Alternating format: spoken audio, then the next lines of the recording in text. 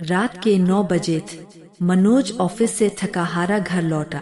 दरवाजा पार करते ही उसकी पत्नी काव्या बिना किसी वजह के उस पर चिल्लाने लगी। यह अब उसकी रोज की आदत बन चुकी छ। काव्या मनोज से खुश नहीं छ। उसे अब मनोज का शांत स्वभाव और साधारण जीवन शैली बोझ लगने लगी छ। मनोज ने शांत रहते हुए केवल इतना कहा, काव्या, मुझे कुछ खाने को दे दो, बहुत भूख लगी है।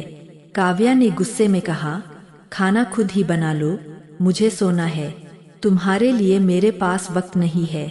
मनोज ने फिर भी कोई शिकायत नहीं की और चुपचाप एक कोने में जाकर बैठ गए।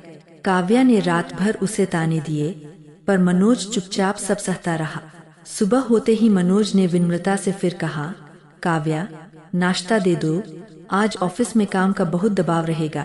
काव्या और भी भड़क गई, तुमसे मैं तंग आ चुकी हूँ, मर जा, तुमने मेरा जीवन नरक बना रखा है।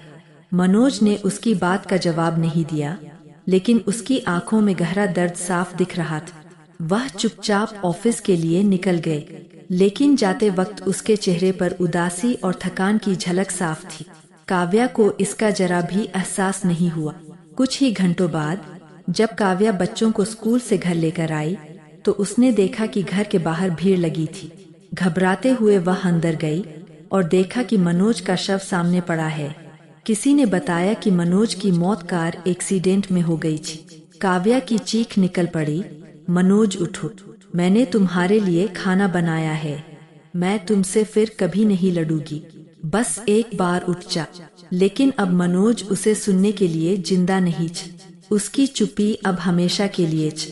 काव्या के कहे हुए शब्द, मर जाओ, अब उसकी जिंदगी का सबसे बड़ा अभिशाप बन गए थे। उसे यह एहसास हुआ कि उसकी ही कड़वी बातों ने उसे आज इस कड़वी सच्चाई के सामने ला खड़ा किया है। मनोज के जाने के बाद काव्या की दुनिया उजड़ गई। रिश्तेदारों और ससुराल वालों ने उसे घर से बाहर कर दिए। वह घर जो कभी उसका था, अब उसके लिए एक अजनबी जगह बन गया था। अब काव्या के लिए हर दिन पछतावे से भरा हुआ था।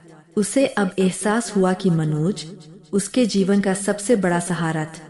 कहानी की सीख यही है कि रिश्तों को प्यार, सम्मान और समझदारी से संजोना चाहिए।